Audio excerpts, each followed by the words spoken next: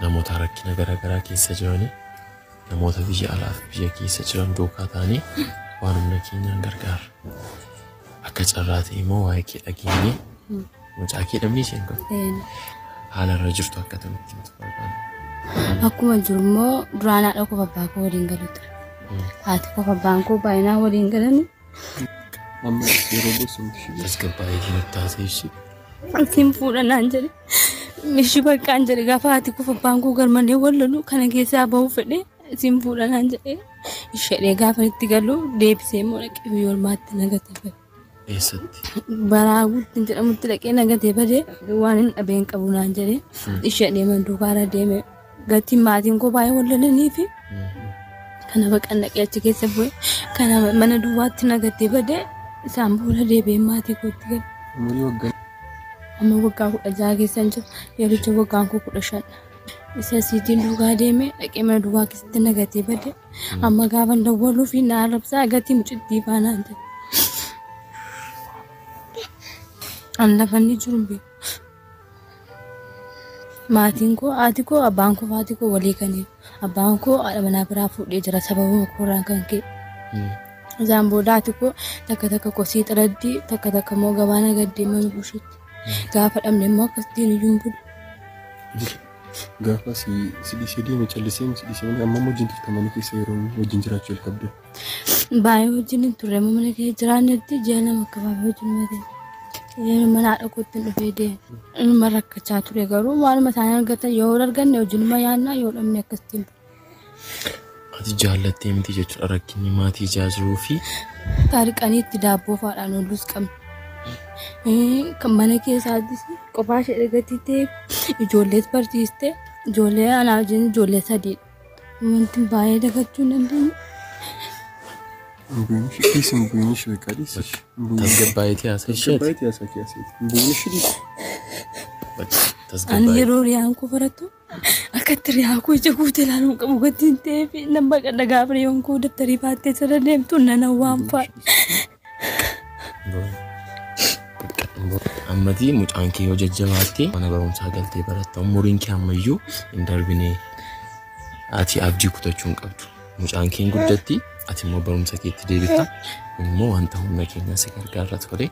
Kutaa meeqatti dhaqanii barumsa? Kutaa 8tti dhiis namni tokko erga gaafa deemetti riyaa koo callu malee darba malee namni na duukaa haasa'u sun jiru. Namni tokko firri keenyatti lafa nuun jiru hin beeku. Haadhuma koo dubbaan nu gargaara. Abdii kutachuu hin qabdu. Namoonni viidiyoo kana ilaalan si gargaaru. Akka isaan si gargaaran guyyaa tokkollee nu saalfachiisanii beekan waan ta'eef namoonni miidiyaa irratti viidiyoo keenya ilaalanii akka isaan si gargaaran abdii qabna. Namoonni garaagaraa namoonni maallaqa nutti ergan jiru. Namootuma akkas rakkina keessa jiran akka gargaaruuf jechuudha.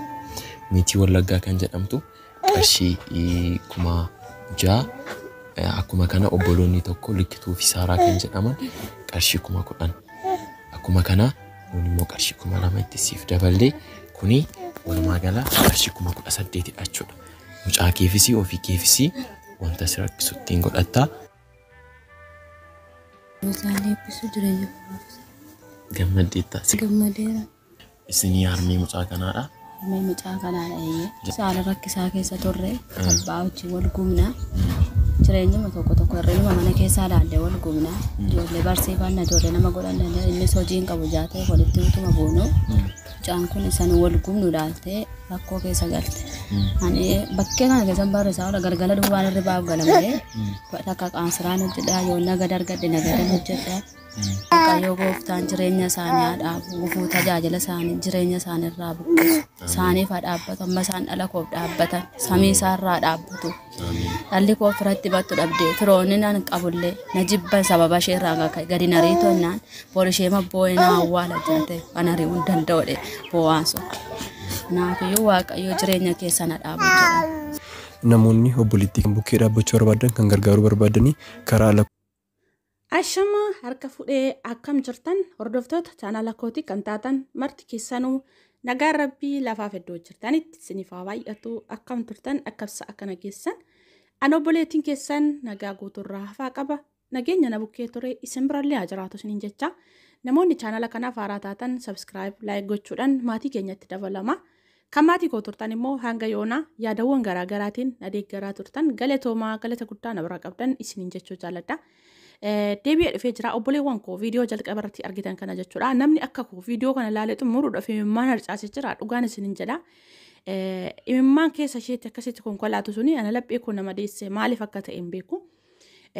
Ogaa mucayyoo kana ilaalee of duuba garagaree wantoota hedduu yaadadhu jechuudha. Iddoon naannawaa itti dhaladhee guddadheetti yookaas immoo iddoo jireenya jalqabaan itti dhaladhee guddadheetti jechuudha.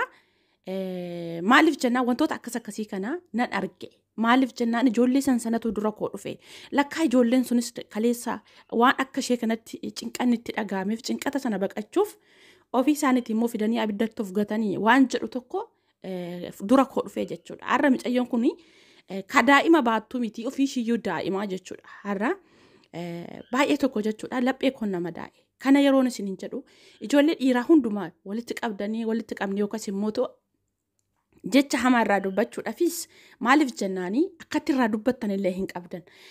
Gaariin baay'ee isaanii jira waan ta'eef sansana mootu qixxuma maqaan bada jechuudha.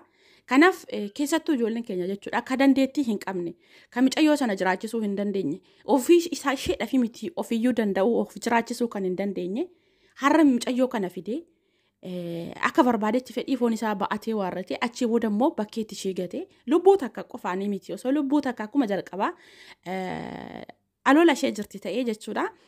Qansiraallee hojjetattee mana namaallee qacaramtee jiraatti hamma dandeettii isheetti jechuudha. Kanaaf dandeettii isheeyyuu ofumaayyuu daa'ima garuu jechuudha. Hammi harka duwwaa jiraniif immoo ganaa lubbuu biraa daa'ima harkatti baatan immoo tokko miti jechuudha. Har'a mucayyoon kun ijoollummaa isheetiin cabxee akka kanatti imimmaan akkatti baay'ee tokko dhugaan isin jedhaan hin beeku baay'ee tokko natti ulfaatesi. Maaliif jalqabuma viidiyoon kun akka gadhiifameen sheerii godhe karaa kallattii kamiinuu jechuudha. Garuu irraa dubbachuu waan hin barbaadeef viidiyoo kana fidee jechuudha. Maaliif jennaani gizee tokko jechuudha.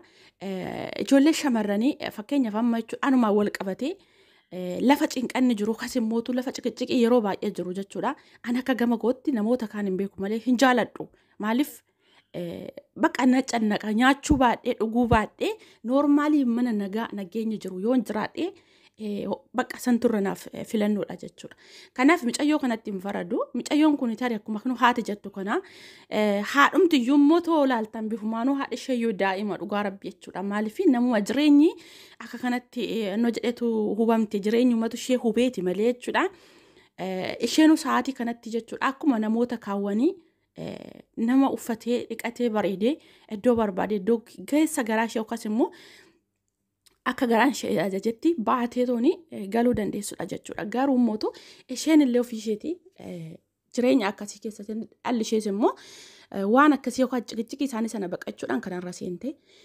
Kanaaf obboleewwan kiyyaa maaliif jennaanii ijoolleen dhiiraa keessattuu gaafa wantoota akkasii daa'ima hamma kanaa kootu sin jiraachisaa sin fuudhaa waan akkasii jetta sana dhugaan isin hin jedha obboleettiin qabdanii haadhan qabdanii maaliif dubartii akkamitti ofii keetti osoo namni sun ammoo waan ittiin jiraatu ofuma isaati nama of danda'e of jiraachisu ta'ee daa'ima kanallee irratti gattee biraa deemuu dandeessi yookaas immoo nama adaraashaa isaa akka iddoon inni jiraatu beekte ta'e irratti gattee biraa deemti. Maaliif isaatiif of jiraachisuu hin danda'uun battala sanatti fedhii foonii qofa ba'achuudhaaf kan inni mucayyoo kana fidee bakkee irratti gatee biraa deeme jechuudha. Kanaaf laalaa waan akkasii obboleetti yookaas immoo obboleewwan keessan irraan ga'uurraa dhaabbadhaati itti saabaa kan yaadatiin waan gochaa akkasiisan keessa gala. Maaliif jennaani bara kana zimta dhayituma nama urfaa fidanii sin jiraachisaa wajjin jiraannaa mitiitii jechuudha. Itti yaadaniitu iyyuu namni har'a gaa'ila bara dhufu kana gaa'ilan dhaabbadhaa bakka akkasan godhadha jedhee karoorsee yaadee gaafa hojjetee achi ga'ee yummootu gaafa kan yaade sun guutuu fi dide immoo dabarsee yookaas immoo kana hin danda'u akka kanatti itti seenu bara dhufu jedhee akkasitti yaaduu jira jechuudha. Maaliif ofillee rakkootti gatee nama biraallee rakkootti gatu sababa hin barbaanneef namni akkasii sun maal bal'isee yaada sirriitti nama yaada bal'aa qabudha jechuudha. Kanaaf akkasitti bal'isaa yaada. Maaliif har'a mucayyoon kun dhugaan isiniin jedhaa hammam takka gargaaramteetu iyyuu odoo mana barumsaa sanatti iyyuu deebitee yoomiyyuu haamileen ishii cabeera. Maaliif namoota ijoolleen namoonni hedduun hiriyoonni akka ishee jechuudha namoota hedduu qubatti qaba kaleessa akkas turte akkas taate waan jedhaniin haamilee ishee cabsu yoomiyyuu jechuudha mucayyoon kun akka jalqaba ijoollummaa ishee isaatti mataa ol qabachuu hin dandeessu jechuudha. Haa ta'u malee mootu waaqayyo nama hin gatu baga daa'ima harka fayyaa miila fayyaa kennee fi boru daa'imni kun immootu isheedhaa fi qulfii jireenya ishee ta'uu fi dandeessi. Hin beekamu hojiin rabbii garagarchi rabbii guddaadha waan ta'eef isheedhaaf immootuun baay'ee daa'imni kun immootu isheedhaaf kan iddoo isheen itti haara galfattu iddoo isheen itti boqonnaa fudhattu boru jireenya isheetiif ta'uu danda'a jechuudha. Gaafa isheen dadhabdutti jechuudha. Maaliif har'a hamma fe'isitti rakkattu ija namaas ilaaltu boossus rakkattus haadhumti ishii sunu baga bukkee jiraatte ammamis namni ishee jibbu isheen dhala fayyaa yookaan daa'ima harka fayyaa miila fayyaa qabdu daa'ima fayyaa of harka qabaachuun waa guddaadha waan ta'eef jechuudha. Maaliif eenyumtuyyuu jireenya lafaatirratti namni gaaris gootee araas gootee namni harka sitti qabu quba sitti qabu sababa hin dhiisneef waaqayyo baga daa'ima fayyaa isheedhaaf kenne. Immoo haadhi ishee mootu amma kana bukkee dhaabbachuu ishee jireenya ishee diigdee kaatee lakki ani dhala koorraa fagaachuu hin danda'u jedheetti. Maaliif sirriidha nama jibba maatiin bakka akkanaatitti eenyumtuyyuu waan keessatti guddanne hin beekna. Sababa mucayyoo kanaatiif amma haadhi ishee suni maatii isheetiinis obbolaa isheetiinis jibbamuu dandeessi. Ollaadhaanis firoottaanis jibbamuu dandeessi. Garuu dhala ishee kanatti hin caalaniif. Maaliif boruu dhalli ishee kun immootu guddattee irra barattee iddoo guddaa geessee immootu kan isheellee aara galfachiisu yookaas immoo ishee gargaartu ta'uu dandeessi sababa ta'eef jechuudha. Haadhi haadha haadhi eenyumaan hin jijjiiramtu. Maaliif haadhi eenyumaa bootaa haadhaa namni kamiyyuu buhoo yookaan mootu bootaa haadhaa sana kan namaaf ga'u hin jiru kan jedhamu kanaaf haadhi eenyumaan hin jijjiiramtu. Maaliif haadhi ammamta akka osoo dhalli kee nama nyaatti jedhaniin iyyuu dhala ofii eenyumaan jijjiiruu hin dandeessu. Kanaaf sana mootu nama argitu beeka jechuudha. Kanaaf waaqayyo haadha sana baga bukkeedha isheef jiraachisee baga isheen dhaabbattee fi ammas immoo ganaa umurii isheellee ganaadha. Ganaa nama iddoo fagoo ga'uu danda'udha. Ganaa nama barattee yookaas immoo iddoo guddaa ga'uu dandeessu. Maaliif jireenya ishee ijoollummaatti qoramteerti waan ta'eef qorumsi har'aa kun immoo boru isheedhaaf tarkaanfii jireenya isheedha ta'a. Maaliif namni akkamitti rakkatee maal akka ta'e maal keessaa akka rakkoo akkamii keessa dandamatee darbu har'a isheen barumsa ishee asumatti sirriitti jechuudha. Barumsa jireenyaa xumurtee jirti. Kana booda osoo barumsa ishee dhaxxee barattee iyyuu jechuudha. Ilaalchi isheen kaleessa qabdu sun fi ilaalchi isheen har'a qabdu tokko miti jechuudha. Maaliif har'a nama cimtuu taate nama jireenya ishee qoree sababa taateef iddoo guddaa akka isheen geessu immoo ni abdii qaba. Namoonni baay'een akkuma argaa jirtan kana lakkoofsa achirra kaa'anii jiranii amma dandeettii keenya haa gargaarru gargaaraa birri shanillee maan taane birri tokkollee maan taane dubartiidha waan taateef anis dubartii sababa waan ta'eef boru waan narra gahu sababa hin beekneef eenyumti keenya iyyuu jechuudha. Lafa dubartiin rakkattee buusutti ani hin beeku keessi garaa koo bira na darba jedhee hin yaadu. Kana mucayyoo kana gargaaraa hamma dandeettii keessaniin yaadanuu jechuudha. Sa'aatii kanatti maallaqa qofa miti. Yaadni iyyuu nama jajjabeessa. Yaadni iyyuu waa guddaadha. Jabaadhu akka kufte kanatti naftu hin kaata. Iddoo guddaa keessa boru jedhanii nama jajjabeessunu maallaqa caala. Sa'aatii kanatti sa'aatii itti namni irraa fagaatee nama baqattee kophaa mana jiraataa jirtutti sa'aatii kana immoo namni yaadan gaafa ishee deeggaru maal taati sirriitti dandeettii horattee daa'ima ishee kana haati ishee yoo jirtiif haati ishee iyyuu ganaa ijoolleedha. Haadha isheetti kennattee barattee ofiillee guddattee haadha ishee kanallee jireenya rakkataa kana keessaa baasti jedheen abdii qabaan jechuudha. Kanaaf yaadanillee nama deeggaruun baay'ee barbaachisaadha. Maallaqa qofaa miti. Egaa obboleewwan kiyya walumaa galatti ani hin beeku kallattii kamiinuyyuu jechuudha. Rakkoon kan dubartiidhaan dhufee maaliif hin beeku hundumtuu garaa hin laafuuf alagaas ta'ee fira kan wajjinis dhalate eenyumtuyyuu jechuudha. Maaliif hin beeku fatanaa baay'ata. Ijoolleen shamarranii fatanaatu itti baay'ata. Anumaan wal qabatee jechuudha. Kanaaf shamarran immoo hammam takka yoo jechuudha. Hammam takka yoo qoramte yoo qormaan itti baay'ate hin kuftu. Waaqayyoon bira jira. Kanaaf eenyumti keessanuu jabaadha. Namoonni rakkoo akkasii kana keessa galtanii akkas immootu kophaa keessan manatti ol deebitanii ofiinaa softanii yaada argachuun waan guddaadha. Akka mucayyoo kanaatitti jechuudha. Kanaaf akka dukkunaa'itti nafu hin bari'a. Jabaadhaan isiniin jedha. Obboleewwan keenya dhiiraa immoo dhaamsiidhaan isiniif qabu. Maaliif jennaani gaafa waan akkasii dubartii tokko irratti raawwattanii biraas of kufkaatanii haadha keessan obboleewwan keessan laalaa jalqaba waan akkasii sanatti hin galina. Galtanii kaatanii mootu madaa namarraa qoruu hin dandeenye irratti gattanii biraa hin sokkina. hamma danda'ama ta'etti wajjin illee kadhadhaatii jiraadha. Maaliif jennaanii jaalattee isheen jaalala jettee jaalala dhugaa na wajjin jiraataa ani sarara rakkoo kana keessaan baajettee gaafa sitti amantee sitti of kennite ati immoo fiddee bakkee irratti gattee biraa deemtu sanaanuyyuu akka kanatti baay'ee tokko ulfaata waan akkasiitirraa of eegadha.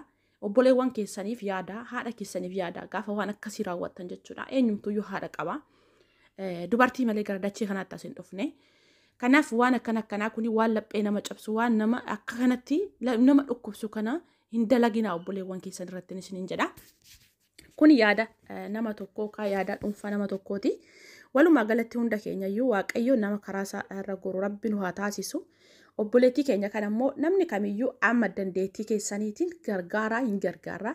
Rakkoo kana keessa Waaqayyo ishee baasu. Maaliif jennaani har'a daa'ima waan taateefi akkuma nama kamiyyittuu miiccattee dhiqattee akka isheen haamilee horattee iddoo jalqaba barumsa isheetitti deebitutti jechuudha. Walumaa galatti yaadni koo kana fakkaata. Waan itti dhaga'amee bakka dhugaan isiniin jedha. Imman ishee sun dura koo deema. Akka irraa dubbadhu na taasise yoon balleessa dhiifama isiniin jedha. Yaada babal'aa namni qabdan koomitii jalatti na barreessaa. Hanga viidiyoo biraa walitti deebinutti turtii gaariin isiniin jedha. Nagaan naaf.